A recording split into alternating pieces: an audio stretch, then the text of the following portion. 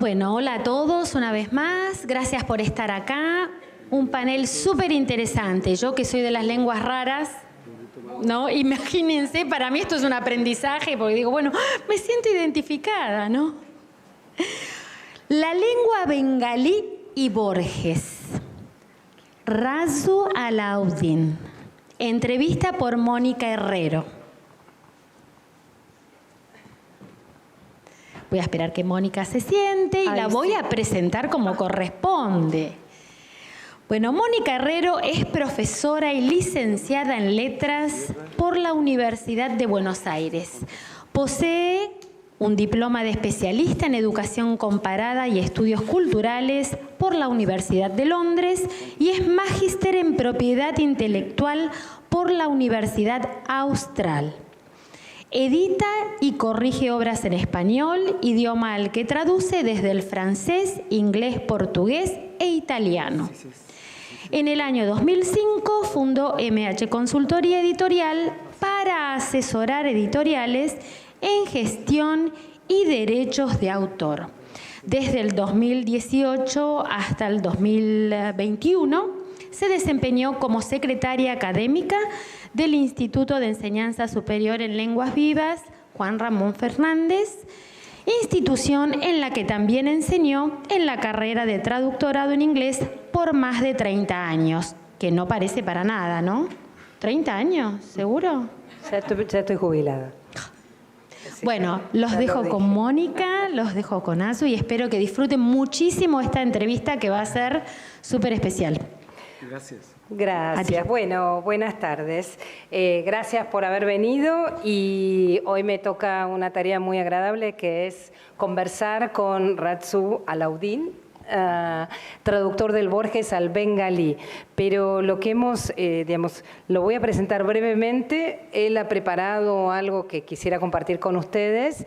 Después les haré unas preguntas y si hay tiempo y alguien está como muy entusiasmado con hacer una pregunta muy específica que a mí se me haya pasado, por supuesto que están totalmente invitados a hacerla.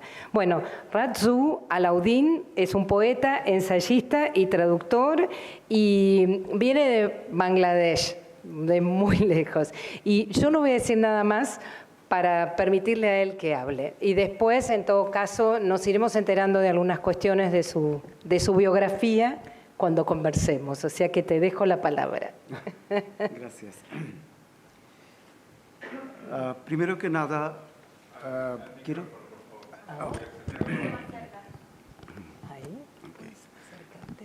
quiero que me disculpen por si ¿cómo se llama? Yo no sé español hablar bien. Es mi idioma, digo, tercer idioma. Mi idioma natal es bengalí. Luego, por la colonización, fue inglés, que es segundo idioma. Y el tercer es español. Entonces, hay muchas posibilidades de equivocarme en ese idioma. Pero voy a tratar de ser correcto. Pero yo sé que voy a fallar.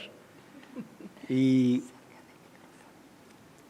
gracias primero por invitarme y darme esa oportunidad de estar entre ustedes. Mónica me pidió que un tema que me puso de Bengala, mi idioma y español y Borges, esas tres cosas. Voy a tratar. Yo redacté un ensayo, no es muy grande. Si quiere, leo y luego platicamos a ver si... ¿Sí? ¿Cómo no? Sí, por supuesto. Gracias. Como te sientas más cómodo. Bengala, español y traducción de Borges. Existe una diferencia de opinión entre los eruditos sobre el origen del idioma bengalí. Algunos eruditos afirman que se originó en el siglo VII y otros en el siglo X. Si el siglo X se considera aceptable, su origen sería hace al menos 1200 años. Ningún lenguaje se desarrolla de la noche a la mañana. Los idiomas del mundo se desarrollan para progresar gradual y cuidadosamente de una etapa a la siguiente y evolucionan lentamente. Una vez, algunos idiomas del mundo tienen un parentesco lejano entre sí. Y esta es la razón por la cual el idioma español tiene una relación lejana con el idioma bengalí. Se oye raro, ¿verdad? Pero sí tiene alguna relación. Aunque pueda sonar extraño, es una realidad muy clara para los lingüistas, ya que ambos idiomas se derivan de la familia lingüística indoeuropea. Como si una disputa familiar hubiera hecho que los dos hermanos tomaran direcciones diferentes. Uno había viajado un largo camino hasta el subcontinente indio y el otro se había desviado por diferentes partes de Europa. Su ADN lingüístico es el mismo. Es precisamente por esa ADN que hay palabras en español que aparecen en bengalí con la misma pronunciación y significado. Como no soy un experto en lingüística, preferiría ser leal y cariñoso con la literatura. Seguramente ambos idiomas tienen muchas otras palabras similares. Pero encontré algunas palabras como paila. ¿Sí conocen esa palabra, no? Paila. Paila. Paila. Sí. Paila, pus, pus, pus y lodo, que existen en ambos idiomas. También noté mientras buscaba con curiosidad el origen de estas palabras que se originaron en el idioma latín. Sea lo que sea, me gustaría pensar que estas palabras nos dicen que por muy lejos que estemos, tenemos una relación con los hispanohablantes desde hace miles de años. Y es exactamente por eso que tenemos una pasión común, amor y armonía cultural. La literatura bengalí y el idioma bengalí tienen casi la misma edad, pero puede parecer sorprendente para muchos de nosotros que la lengua y la literatura bengalí tengan muchas similitudes con la lengua y la literatura española. Al igual que los primeros poemas bengalíes existentes, una colección de versos titulado Chorjapod, también conocida como Chorjagiti, que se remonta al menos al siglo X. Las jarchas españolas también aparecieron en el siglo X o siglo XI. Así se dice jarchas, ¿no? Sí, jarchas. Además de esta similitud, existe otra similitud entre los primeros poemas bengalíes y españoles que fueron descubiertos en países que no eran donde se hablaban. Chorjapod en Nepal y Harcha en el Cairo, Egipto. También fueron descubiertos en la primera mitad del siglo XX. Además del bengalí, se dice que Chorjapod es la colección más antigua de versos escritos en escritura que se parece al ashamis, el bhojpuri, el maghi, el moitili y muchos otros idiomas indo-arios orientales. Del mismo modo, hay una combinación de árabe, español y lengua romances en Harcha, que también contiene muchas palabras árabes y romances. A pesar de todo esto, según los investigadores, Harcha es el más antiguo que se conserva de la literatura española. Sin embargo, en cierto sentido, Harcha también se considera la lírica más antigua de Europa. Al igual que Chorjapod es posiblemente el poema lírica más antiguo de Asia. Como resultado de la influencia del idioma y la cultura árabe en español y el bengalí, ambos idiomas contienen muchas palabras que tienen pronunciación ligeramente diferentes, pero no diferentes en significado. Palabras como sorbete, azafrán y naranja ingresaron a nuestro idioma desde el árabe y se pronuncian sharbot, zafrán y narangi. En el curso del desarrollo y avance gradual hacia el estado más avanzado del idioma. La razón principal de esta afinidad lingüística es que España estuvo bajo el idioma musulmán durante unos 800 años, lo que resultó en la adopción de más de 4.000 palabras al idioma español. Debido a que la región de Bengala estuvo bajo dominio musulmán durante más de 500 años, al menos 1.800 palabras también ingresaron al idioma bengalí directamente del idioma árabe. Y si el dominio musulmán hubiera durado 800 años en nuestra región, como en España, el número de palabras asimiladas habría sido de más de 4.000. Ambos idiomas también son similares en términos de algunas reglas gramáticas. La forma del verbo cambia según la persona y el tiempo en español, al igual que bengalí. A pesar de estas similitudes, definitivamente hay una diferencia entre los idiomas y culturas, y esa diferencia es lo que nos hace sentir curiosidad y atracción al uno por el otro. Aunque venimos del mismo grupo lingüístico, nuestros idiomas se han ido separando gradualmente. Y un idioma diferente significa un mundo diferente. En este contexto, recuerdo una cita maravillosa de Borges. Él dice, cada idioma es un modo de sentir el universo o de percibir el universo.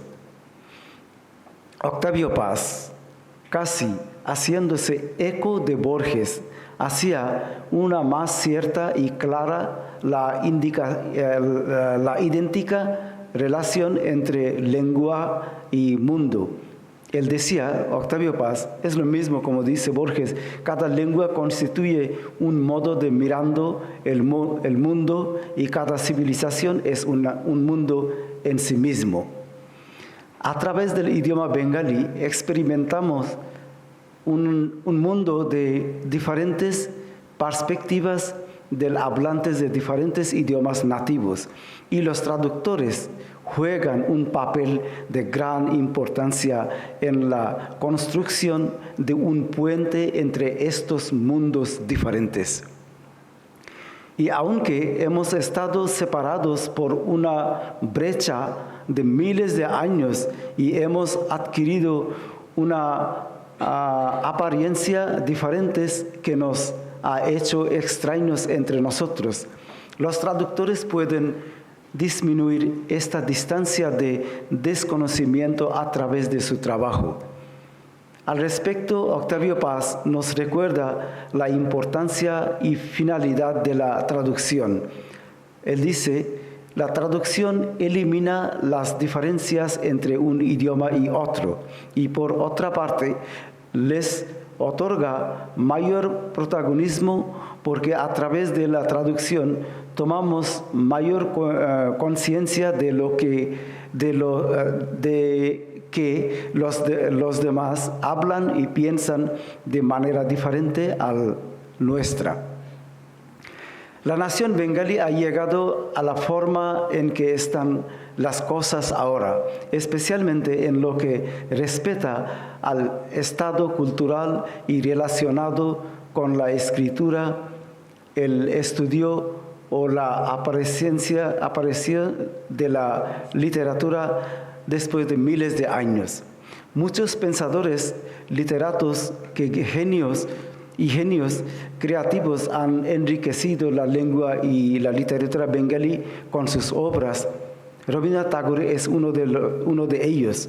Cuando llegó a Buenos Aires, hace casi 100 años, quizás no imaginó que su visita se convertiría en un hecho histórico. A través de él y de Victoria Ocampo, se inició una amistad y vínculo cultural entre argentinos y bengalíes. En este momento, me gustaría compartir una información que es muy poco conocida. Antes de que se conocieran Victoria Ocampo y Tagore, varios otros eminentes literatos de Argentina habían mostrado su intensa y ansiosa pasión y fascinación por la cultura bengalí a través de la traducción y el estudio de los escritos de Rabindranath Tagore. Dos de ellos fueron Carlos Mucio Sáenz Peña y otro es Joaquín B. González. Aunque son menos conocidos, ambos encarnaron la generosidad y vastedad de la mente cosmopolita argentina al traducir y escribir sobre las obras de Rabindranath antes de su visita a Argentina.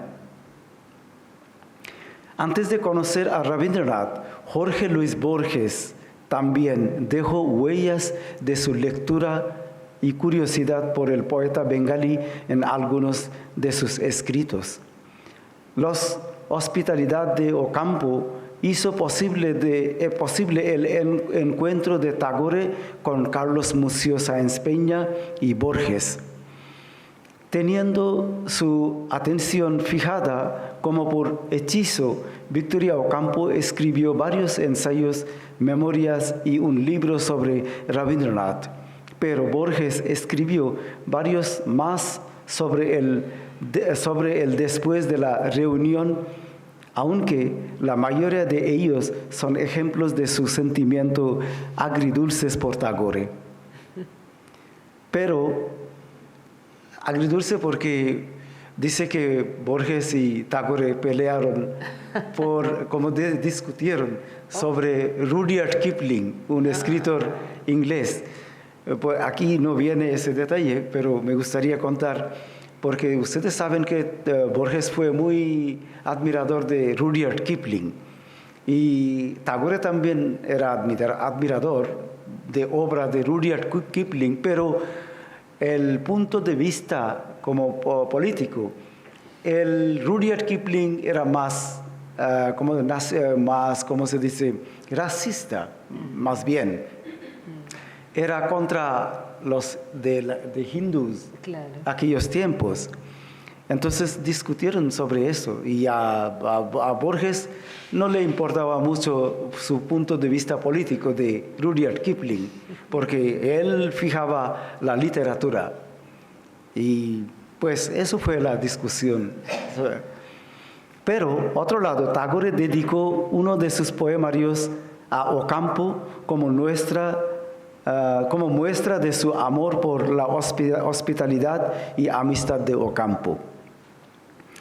El motivo que reavivó mi memoria y me inspiró a mencionar estos hechos es mostrar que la relación iniciada a principios del siglo pasado se ha hecho fructífera no solo en nuestra literatura, sino también en la literatura española. Debido a esto, la manera del estudio de Tagore y la traducción de sus obras había comenzado en América Latina y aquí en la región bengalí también sentimos curiosidad por la literatura hispanoamericana. El flujo que comenzó en la década de 1930 también hizo que las obras de todas las principales escritores de la literatura latinoamericana se tradujeron al bengalí.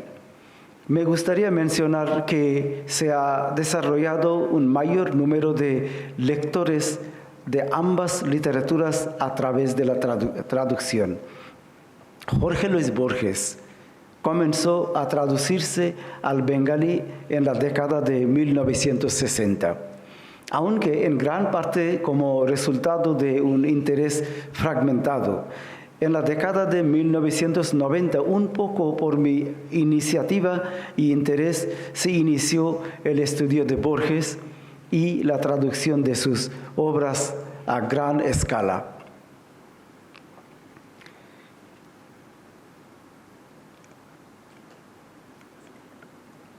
¿Por qué elegí a Borges? Gracias. ¿Por qué elegí a Borges? En este sentido, me gustaría responder a que también me atrajo Borges por la misma razón que los lectores y escritores traductores latinoamericanos se sintieron atraídos por el gran escritor de la literatura bengalí, Rabindranath Tagore. En la historia de la literatura española, Borges fue ese escritor que, con una intensa curiosidad, deseaba aprender vagando por el mundo, incluyendo Oriente, Medio Oriente, el sudeste asiático y Europa con fines literarios. También hizo del mundo entero su morada en virtud de su dominio y erudición en múltiples idiomas. En sus obras literarias no solo se distingue la voz argentina o latinoamericana, sino la voz de este mundo, la voz de toda la humanidad también. Por eso pertenece tanto a la Argentina como a nosotros. Este carácter cosmopolita de Borges es lo que me atrajo originalmente a traducir sus obras literarias y escribir sobre él. Acompañar a Borges es adquirir conocimiento de la multiplicidad y acumulación del mundo, y sobre todo adquirir la rara experiencia de viajar a través de muchas ramas del tiempo. Él es ese Aleph. El Aleph es uno de esos puntos en el espacio donde están todos los demás puntos. Si recuerdan de su cuento El Aleph, ¿no?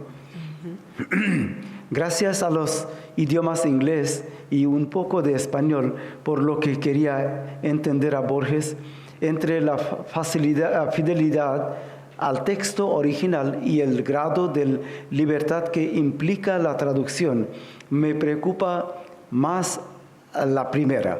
Creo que este es el método que debería considerarse un estándar. También hay un base político y filosófica para mi preferencia por este método.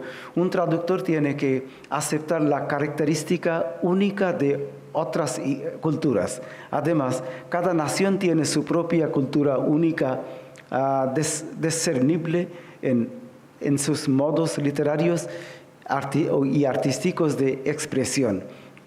Es debido a la singularidad de todas las culturas que las personas de una cultura se sienten atraídas por otra cultura. El respeto por la singularidad cultural solo puede mostrarse al no eliminar los elementos lingüísticos y culturales que se encuentran en los textos originales. Estas son las razones por las cuales uno debe permanecer fiel al texto fuente. Pero al mismo tiempo es cierto que por muy fieles que queramos ser al texto de origen, el traductor tiene que tomarse cierta libertad a la hora de traducir una determinada obra. Tal libertad permite al traductor abordar la diferencia cultural. Ya estoy casi por terminar. Cuando un texto pasa del idioma de origen al idioma de destino, también logra algo. Como un poeta inglés, americano decía, Robert Frost, there is a famous, frase famoso, que poetry is what is lost in translation. Poesía es lo que pierde en traducción. pero yo difiero. Yo digo que, ¿verdad? Es una parte sí es cierto, pero no puede ser, es el universal, ¿no? Se varía. Porque el texto idioma, porque el texto del idioma de origen se enriquece con nuevos sentimientos en la hospitalidad lingüística del nuevo entorno al tocar una cultura diferente. No podemos entonces decir que la traducción misma pierde algo. La traducción es un arte de ganar a través de perder. Gracias.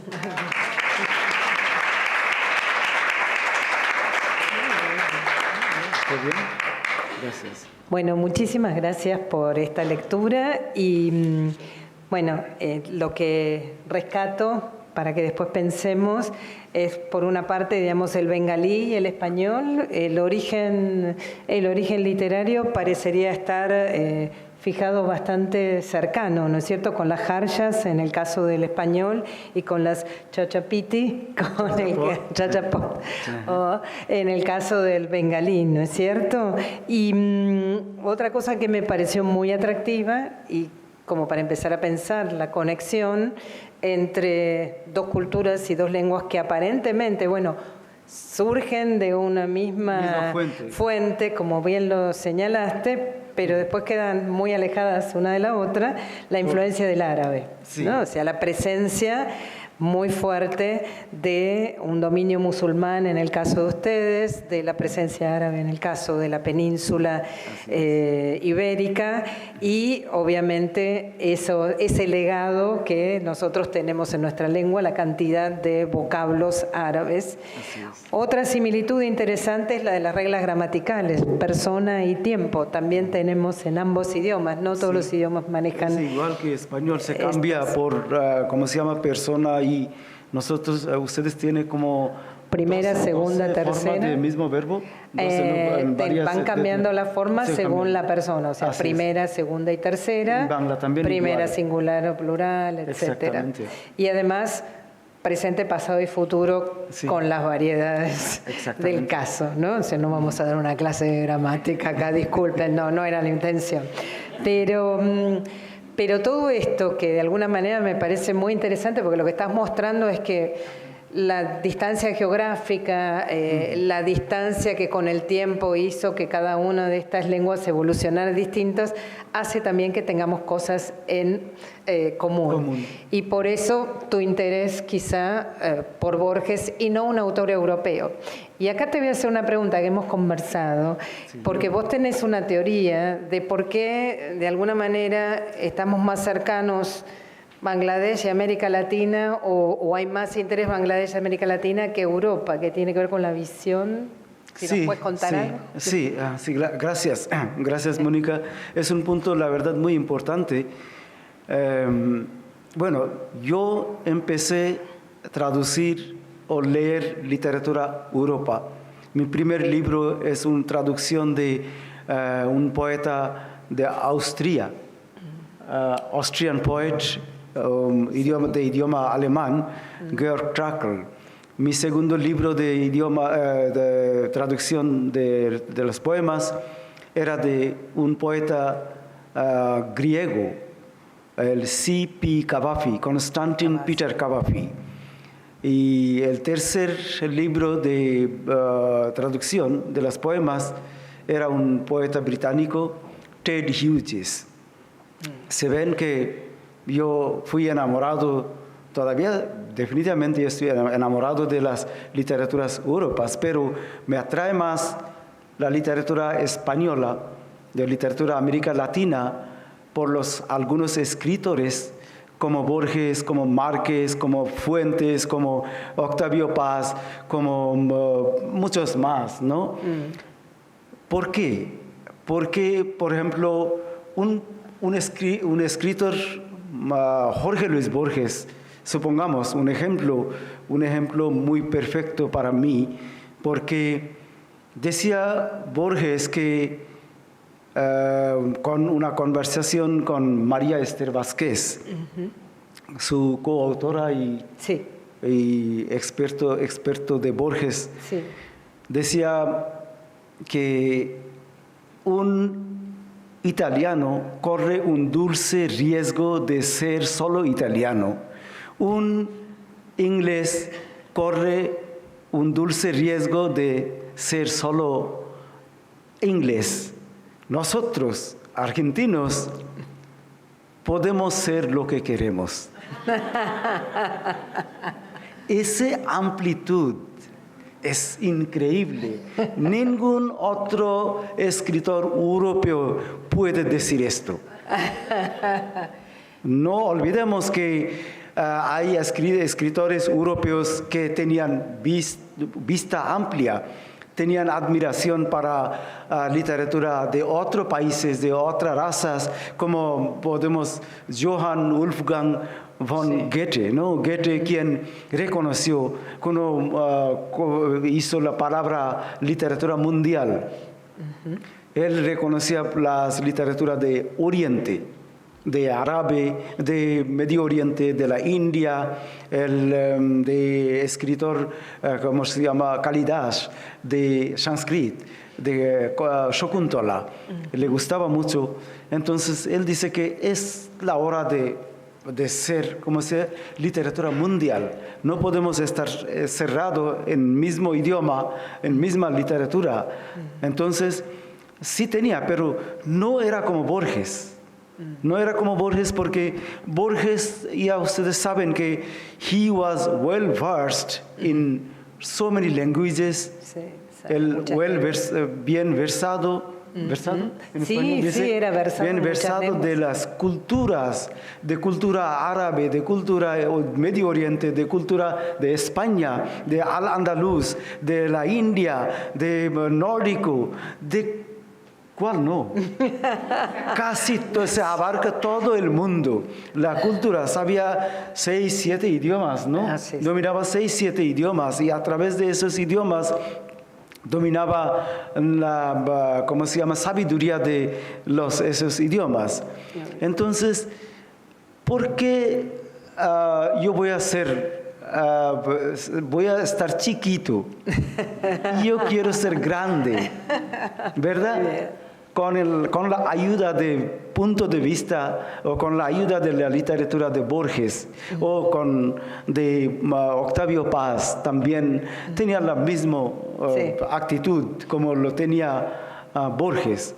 Entonces, esto que me preguntaste, ¿por qué yo prefiero América Latina que Europa? Es la razón principal de ser, ¿cómo se llama?, enamorado de literatura América Latina. ¿Sí me explico?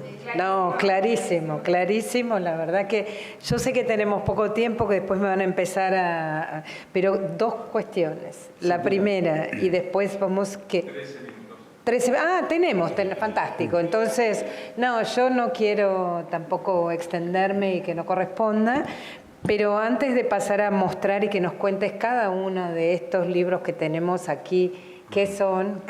Son sus traducciones de Borges al bengalí, pero antes quiero preguntarte, vos sos poeta y hay algo así como la nanopoesía o Sí. asociado a la nanopoesía Sí. y como traducís en este caso a un poeta, o sea, yo te quiero preguntar dos cosas. ¿Qué es esto de la nanopoesía a la que te asocian? Y si vos considerás que el hecho de haber sido poeta, ¿eras poeta antes de traducir o te volviste poeta después de traducir? Y si Sí. eso, ¿en qué medida sentís que te puede haber ayudado en la ardua tarea de traducir a Borges? Bueno, voy a hacer un eco de, ¿cómo se llama?, una frase de William Shakespeare en uno de sus, ¿cómo se llama?, obra. Sí. Decía, ¿cómo se llama? I am Sina the poet, not conspirator. Soy Sina, de Sina el poeta, que no soy conspirador, ¿no? Claro, Pues, soy Sila el poeta y no el conspirador. Exactamente. Bueno, primeramente me considero como una poeta, aunque soy traductor o ensayista, pero yo creo que es como Borges también lo consideraba primeramente. Él decía que primero yo soy un poeta. Y la verdad es que en sus cuentos y hasta en sus ensayos, también tiene un reflejo del poeta, ser poeta. ¿Okay? Yo poesía neno o de poética neno, eso salió de mi cabeza tiene directa, creo que tiene influencia de Borges también, porque Borges, él era enemigo de ¿cómo se llama?, de novela, tú sabes, sí, porque él sentía que novela es una charla larga, es una, ¿cómo se llama?, es una forma de arte que no lo convenía a él. Él quería decir todos en breve, la brevedad, claro. La brevedad. Lo que mencioné del Aleph, ¿no? Que donde refleja todos los puntos del mundo en el mismo lugar, ¿verdad? Es el Aleph. Y yo digo que la verdad, la tecnología, todos que, por ejemplo, cuando entramos en Internet, encontramos el mundo infinito, ¿verdad? No tenemos mucho tiempo para ver una cosa larga, ¿verdad? Entonces me salió esa idea que también poesía tiene que ser breve, en brevedad. También Borges decía que como decía, en una protagonista, él decía que ¿cómo será si se puede expresar todo el mundo en una frase? En una frase. Y no en una frase, en en palabras. Si es posible, si solamente en una palabra. ¿Okay? Entonces, esa es la idea de ser nano, porque la verdad, en ese tiempo, nosotros ya no tenemos mucho tiempo para quedar en una cosa larga. Eso es la razón de la poética nano. Bueno, antes de que nos cuentes cada uno de estos, una última, no puedo dejar de hacerte preguntas, es un problema, pero vos estabas hablando y todo, pero sobre todo porque yo quedé muy fascinada con el hecho de que la revolución que le da la independencia a Bangladesh, en parte, por supuesto que debe haber muchos otros factores, tiene que ver con insistir en que ustedes querían usar el Bangla y Así no es. Otras ciudades. ¿Podrías contar algo como para Correcto. que se vayan con una idea de... Correcto. Ya estamos tan lejos y queremos estar más cerca? Exactamente. Ustedes saben que nosotros ganamos independencia en 1971, Bangladesh. Bangladesh era antes conocido como Pakistán. Pakistán era dos Pakistán, Pakistán Este y Pakistán Oeste. Nosotros era Pakistán Este. Antes de ser Pakistán era Bengala solamente, Bengala Este y Bengala Oeste que ahora pertenece a la India.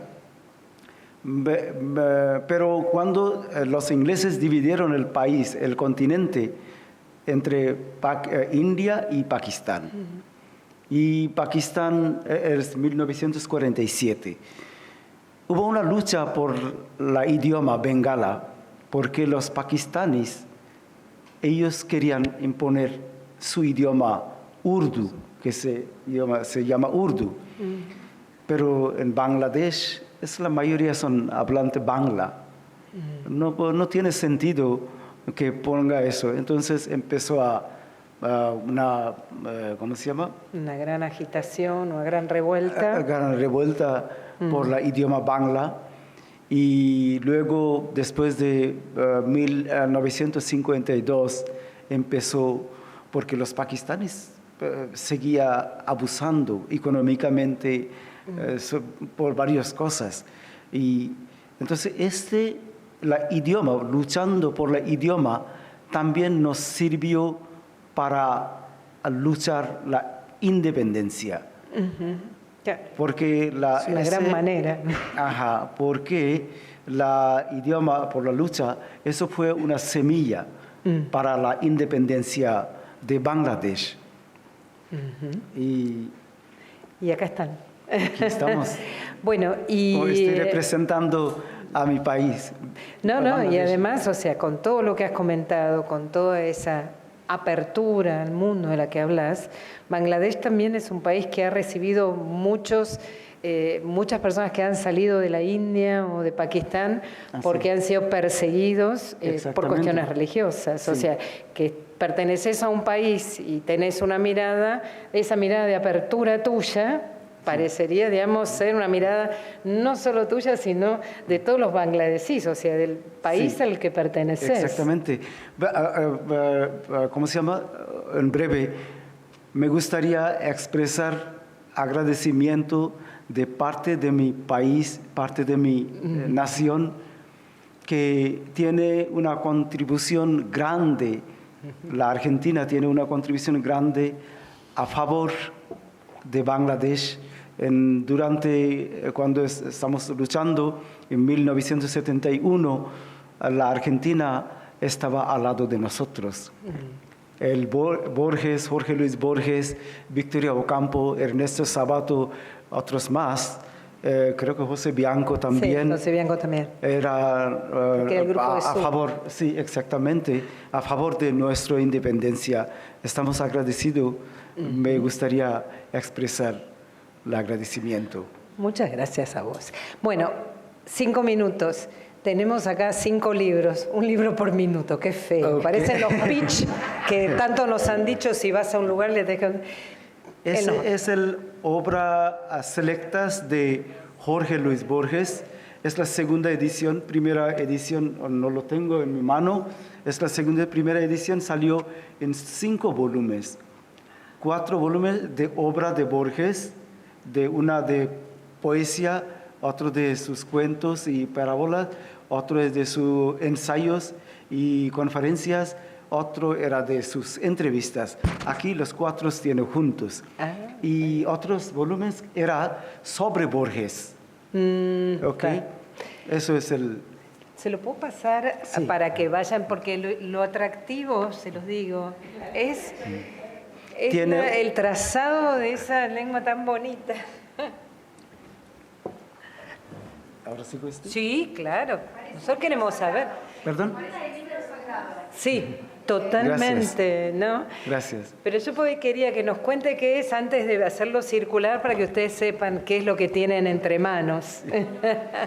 Este es un libro de Borges, ya saben, ¿no? Por el foto, ¿no? Sí. También es libro por un argentino también, mi amigo Fernando Sorrentino. Hay un libro de Fernando Sorrentino, se llama 7 conversaciones con Jorge Luis Borges. Es la traducción bengalí de ese libro. ¡Wow! No debe haber sido fácil. Tiene un prólogo de él también en bengalí y en original. Pero qué maravilla. Ese es mi último libro sobre Borges. Bueno, es no tanto mío porque es la conversación, 2-3 conversación entre Borges y Mario Vargas Llosa y una conversación de Mario Vargas Llosa, solo él.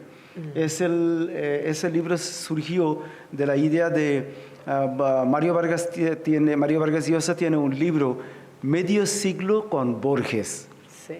Y aquí viene las entrevistas que vienen en ese libro original y además un prólogo largo sobre la relación entre Mario Vargas Llosa y Borges. ¿El prólogo lo escribiste vos? Sí. Sí. Un especialista también, además de traductor, un especialista. Y ese me gusta. Esa es autobiografía de Jorge Luis Borges. Ese es re lindo. Y ustedes saben que Borges no redactó su autobiografía en español, ¿verdad? Eso fue primero en inglés. Y Norman Di Giovanni. Norman Thomas Di Giovanni.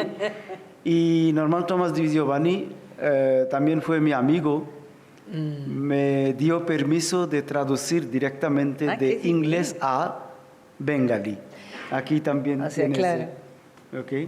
Estas fueron unas conversaciones que él fue teniendo con Norman Thomas Di Giovanni. Exacto. Sí. Acá lo hizo la editorial El Ateneo y después desapareció. Era re lindo ese. Okay. Es un libro, el último libro, no de mi último libro, yo digo que de la mesa, el último libro, es una investigación de, aquí dice, ¿cómo se llama? El título, Respuesta hispanoamericana a Tagore, a Rabindranath Tagore. Es una investigación, aquí viene de algunos, ¿cómo se llama? Sobre escritor argentinos. Sí. Por ejemplo, Carlos Mucio Sáenz Peña, Joaquín B. González. Joaquín B. González, y sí. también el Frida Schulz de Mantovani, Osvaldo Sbanzini y algunos más. Y también Borges. Eduardo González Lanuza, claro. El amigo de Borges. ¿Y algunos? Sí, son entre argentinos y con Victoria Ocampo también. Tiene algunas fotos que nosotros no sabíamos. ¿Que existían? Sí, que existían. ¿Qué fotos? Yo descubrí 2 fotos de Borges porque en nuestro lectores ellos es una foto de eso no sabíamos. Acá. De ese, aquí viene. Les cuento en la página. No. Disculpas. Sí. Les pongo me callo. ¿Vieron lo que es la ignorancia? Una última pregunta. ¿Cómo se escribe y cómo se lee? Porque cuando yo vi esta grafía, como hay otras grafías, me hizo acordar, y me disculpo, al árabe, pero el árabe va para el otro lado. Entonces, quería preguntarte de qué lugar, digamos, ¿qué escribes? ¿De izquierda? De izquierda a derecha. Y lees de izquierda a derecha de también. De izquierda a derecha. Ok. Es como ustedes. Sí. Es lo igual. Sí, pero la verdad que al principio me parecía parecido al árabe, por eso se me metió esa idea. No sé si es por la influencia del árabe o qué, pero todos tenemos influencia del árabe, evidentemente. Sí. Pero bueno, no sé si alguien le quiere hacer una pregunta a Ratsu. Bien. Sí, dígame. Muy bien. Estoy fascinada porque, bueno, tenemos mucho en común. El armenio también es de origen indoeuropeo y a mí me pega muy de cerca.